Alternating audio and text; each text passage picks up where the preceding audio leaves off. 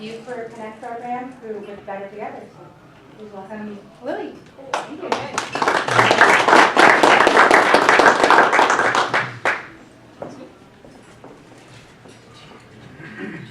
Gotta get up to my podium. Okay, yeah, so my name is Louie Thomason. My pronouns are she, hers.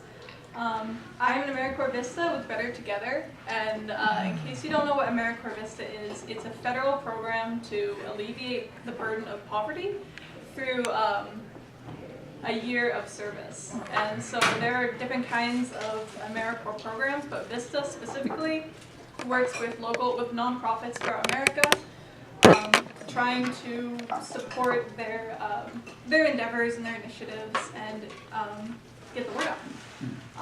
And so just in case you don't know what Better Together is, Better Together is a local nonprofit that uses collective impact to address the barriers faced by students in Central Oregon. And collective impact is like, it's kind of jargon for this approach toward addressing issues where it's not just like I am a nonprofit and I focus on the students. It's where you try to connect with other nonprofits as well as educators, parents, community members, and members of the business community to try to more effectively tackle the issues. And so Better Together focuses on youth from cradle to career, and one of their initiatives is Youth Career Connect, and that's what I'm here to talk to you about. Yes. Okay, so first of all,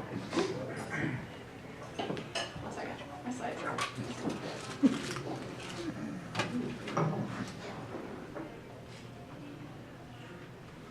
I have a very slow computer. It's not mine. It's my nonprofit. It's Better Together's, and it's been handed down from quite a few people. So first of all, before we even start talking about the problem that we're trying to address, I wanted to ask you guys, how many of you worked jobs when you were in high school? Yeah, a lot of people? How many had a job when you were in college? Also a lot? Okay, well I can tell you that isn't the same nowadays. And it might have to do with the fact that wages are low, and it might have to do with the fact that students are focusing with a very one-track mind on college. But generally, high school students don't work in high school anymore. And college students are getting less career-relevant experience when they're when they're studying, so they graduate with no career-relevant experience, which is kind of important because if ever you guys look for a job, it often says 1 to 2 years experience required. And so the issue that we're having is college students are working, waitressing jobs or bartending jobs, or they're working at Les Schwab just to make enough money to support themselves. But they're graduating at a disadvantage. And so this means that when they graduate, they don't have that necessary experience. Sometimes they don't have the soft skills required to work a job. Soft skills being things like how to dress appropriately, or how to talk to your boss, or how to sit for 8 hours and be productive. They also often don't see meaningful career pathways in their local community. I'm sure you guys are familiar with sort of the exodus of students to flashier, larger cities. And so the goal is to find local, community-centered internship opportunities for these kids. So now with that in mind, now that you know what we're trying to do, what is Youth Career Connect? It's a lot of things, but the overall goal, or the overall, well, where do you put it? It's the result of a work group of leaders, educators, members of the nonprofit world, and also members of the business community who come together to try to address this lack of an internship structure in Central Oregon. So what it was is, before Youth Career Connect, there was no way for students to find internships except through their counselors. And so, actually, I'm getting a little bit ahead of myself. Let me slow down a bit. But generally, Youth Career Connect, it's a structure of connecting students to internships and also connecting businesses that are interested in hosting interns to students. And so let me show you a graphic of what it looks like. So this is what it was before Youth Career Connect. Pretty much it was a slipshod system where it was based on who you knew. So imagine I'm a student and I'm interested in welding. So I go up to my counselor and I say, hey, do you know any internship opportunities with welders in the area? So there wasn't a place to look for these opportunities, so my counselor would call, and he'd call his friends, and he'd call his parents' friends, and he would call the local union and say, hey, do you have any place I can put this student? She's interested in working with you guys. And this was repeated with every student, with every different business. There was other than, connections made between some individuals and businesses, there wasn't really a system. And so it generated a lot of noise and a lot of energy, but not much internships. And when interns were placed, there wasn't really any sort of support structure if it wasn't going well. So what Youth Career Connect does is it places a paid position either in the Chamber of Commerce or EDCO to help facilitate these connections.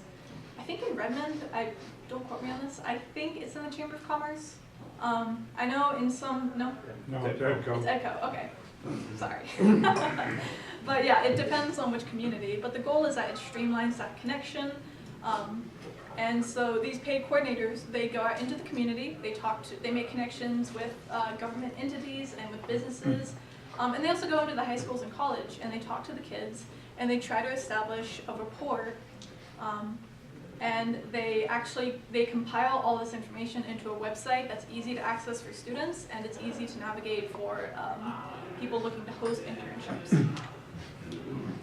So the ultimate goal is to combine the economic development with youth development, and also to give students a view into future career pathways in Central Oregon in their local communities. So how are we doing?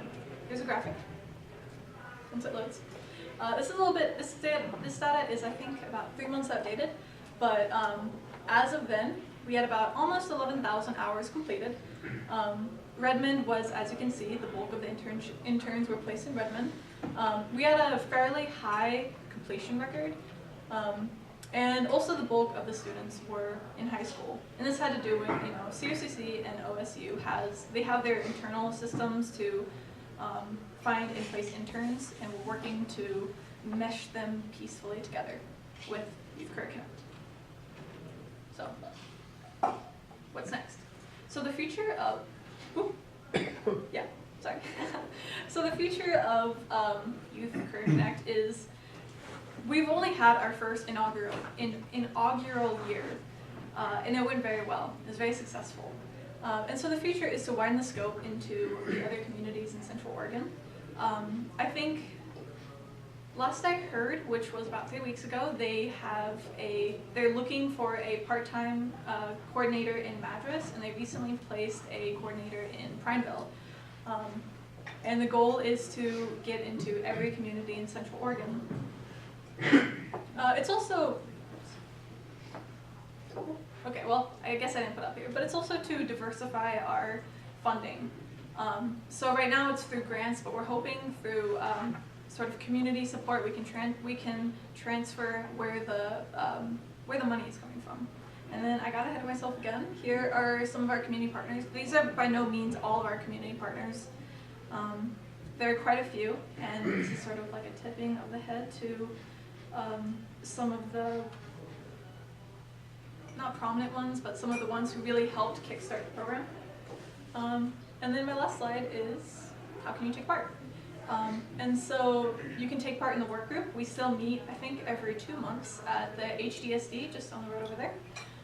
You can also host an intern or post an internship. If you or your business or your brother's business wants to host an intern from the community, you can go onto our website and put your information up, and we will happily help you.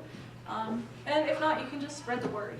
This program is still in its infancy. It's had a very successful year, but it still has quite a lot of room to grow, which is why I'm here talking to you guys, hoping to spread the word.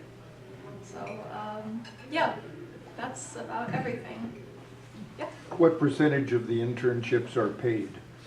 I don't have that information. I believe the majority of them aren't. They can be paid, many aren't. I don't know. I can look it up and send it.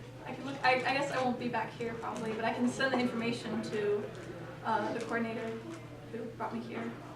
I know HITCO's internship program likes to pay people with at least 60 hours minimum.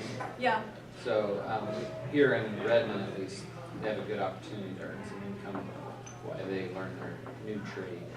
yeah, definitely. Yeah, So, the crab crack that was a couple weeks ago, that is, the proceeds from that event goes directly to support this program. REA, Redmond Executive Association, partners with Better Together, EDCO, and I think one other organization, maybe COCC? The Chamber. And Chamber partnering to pay for that, to pay for the coordinator's salary. And I think last year he placed about 70 kids into internship programs. And I think his goal this year is 100. So, very successful program. yeah.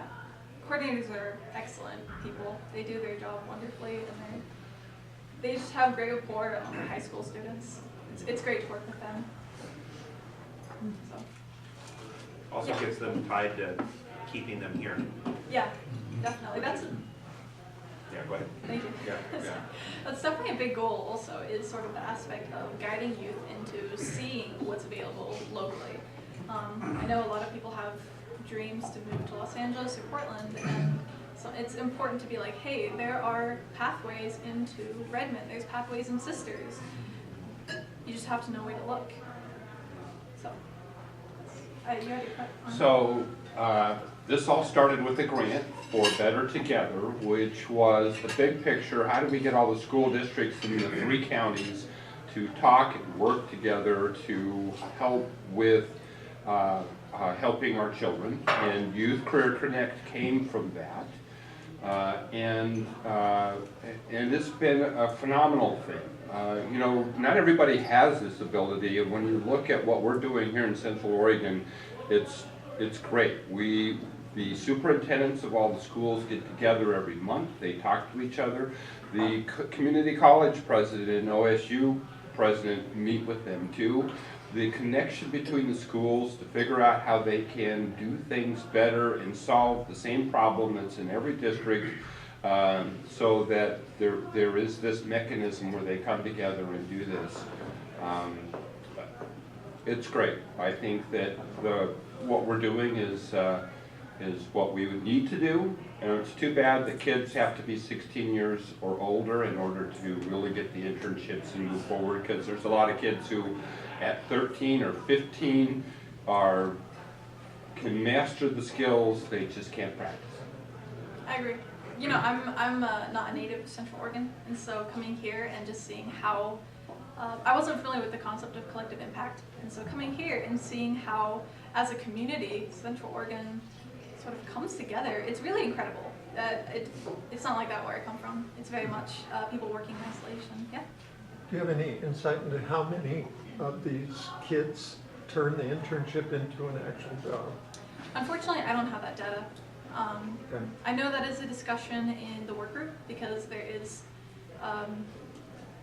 this thing where internships are a minimum of 60 hours, and in a lot of cases, the employers enjoy having their interns so long they extend the internship. And sometimes when it's 6 months in and they are no longer keeping track of how many hours it is, there's this question of, is it an internship, is it a job, are these kids being paid? So I can't tell you that just because we don't know yet, but that's definitely part of, it's the goal to get these numbers in the future.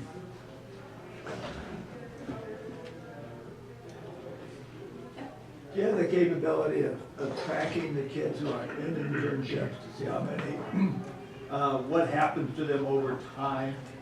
Is there any program set up where how many, like you said, get hired and where they're interning, or they go on to, if it's college or if it's into a profession of some kind? As of yet, no. I mean, this program is still quite young, but I would assume that that's definitely on the table, because you know that kind of success data. It's important to see how it helps to see the significance of Youth Career Connect and the effect that successful internships can have on the students. So I'm sure that that's in the talks. So how do they pick the interns? I'm sure there's a lot of kids who want an internship. So the way that it's picked is through the website. It's like a database. It's kind of like looking for a job online in the way that organizations post opportunities, and then kids make their own sort of profile, and they upload their resume, and they go onto the organization's page, and they click apply now. It sends them a copy of their resume, and then at that point, it's on the organization to interview the intern, and see if it's a good fit for both sides. Yeah. Oftentimes, some of the kids who could most benefit from an internship or a program like this seem not to be able to figure out that there's an existence of such a program. What's available, if anything, to help kids who might not be self-starters, have other obligations, to know about the program? Right, so we do have outreach efforts in the high schools, but a big barrier is transportation and money. And this is kind of the issue of having an unpaid internship is students who are low income, their parents are struggling to make ends meet, it can often feel sort of cruel to work for free when your parents are struggling just to get money for gas. And so there's discussion about finding a way to increase the amount of paid internships. And then also, it's tied in with the sort of overall issue of transportation for youth in Central Oregon. If you don't have a car, it's going to be hard to get to where you need to go. And so I think the transportation issue is multifaceted, and there isn't an easy solution that we have yet. I think that we're looking, I'm not sure what I'm saying, and I don't want to give you false information, but I think that there is conversation about some sort of community funding or grants to increase the amount of paid internships. I take that with a grain of salt. And then also, again, just outreach. There's talk about, for a part of your agreement of being an intern is to spread the word when you're finished. Because right now, we don't ask the interns to actually tell their friends about it. And so there's this goal that sort of like a gentleman's agreement, like, hey, if you have a good intern, please tell your friends. If you have a good experience, tell everyone. Try to get them involved as well. So it's a combination of making it easier for the kids to get to the internships, making it more attractive, and then also spreading the word. So, yes. Thank you very much. Thank you.